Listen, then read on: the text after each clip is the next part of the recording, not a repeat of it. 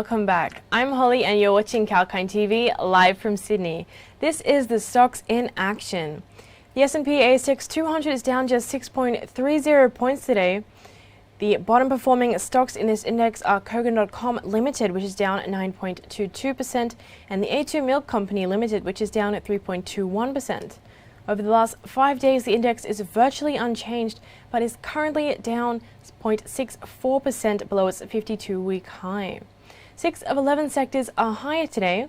AREIT is the best performing sector, gaining 0.81% and rebounding from its recent decline. This sector is off 0.61% for the past 5 days. On that note, let's have a look at the ASX listed stocks that are in action today. Accent hits record highs on a deal to buy apparel retailer Glue Store. The share price of Accent Group Limited climbed as much as 8.5% to $2.820, a record high on Friday opening. The company is all set to acquire Australian youth apparel retailer Glue Store. Accent will also buy the wholesale and distribution brands of Next Athleisure.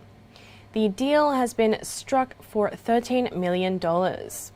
Accent stated that NAL business will become a new division within the Accent named Accent Lifestyle, and offers of employment will be made to all NAL current team members.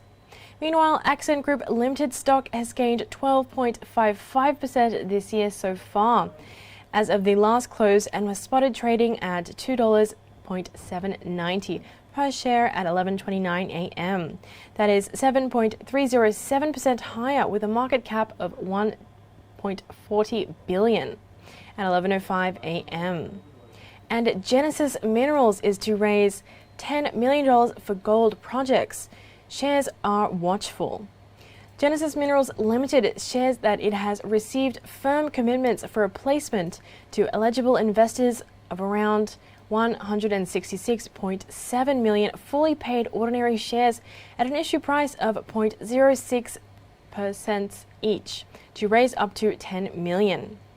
Genesis Minerals announced $11 million in capital raising to drive the next phase of resource growth and advance its 1.6 megahertz Ulysses Gold project to a development decision by the end of this year. Meanwhile, Genesis Minerals Limited stock was down, trading 1.563%, down at 0.63 per share at 11:29 a.m. And E2 Metals outlines new zone at MIA midpoints, its new chair. E2 Metals Limited approved an update on drill results from the Conserrat Gold and Silver project located in Santa Cruz province of Argentina. The extensional drilling at MIA has intercepted significant gold and silver mineralization located 150 meters to the northwest of the Lara vein structure.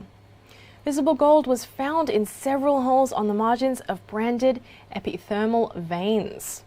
The current interpretation is that gold and silver mineralization within the Lara vein is best developed where the host structure steepens in response to theological contrast at the contract between the two lithologies. Meanwhile, E2 Metals Limited stock was trading at 0.295 cents, down 6.350% at 11:29 a.m. And Jefferies takes a breather on Oz Minerals as it downgrades to hold. Jefferies downgraded Oz Minerals Limited to hold from buy, but maintained the price target at 26 as per the Refinitiv data. Oz Minerals on Thursday reported the Q1 copper production of 26.8 kilotons, up 33% from a year earlier, but below the brokerage's estimate of 3.8 KT. Jefferies sees COVID-19 impacts in Brazil and maintenance backlogs at the Carapatina project in South Australia to be short-lived.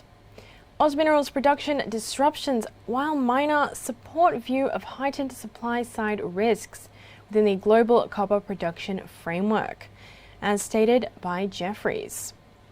However, the financial firm suggests to stay attracted to Oz Minerals' meaningful copper production profile in an environment of strong copper price. Meanwhile, Oz Minerals Limited stock was spotted trading at 23.700 a share, down 2.67.0% at 11:29 a.m.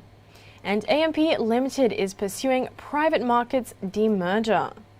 AMP Limited announced on Friday its intention to pursue a demerger of AMP's capital private markets business of infrastructure, equity, infrastructure debt, and real estate.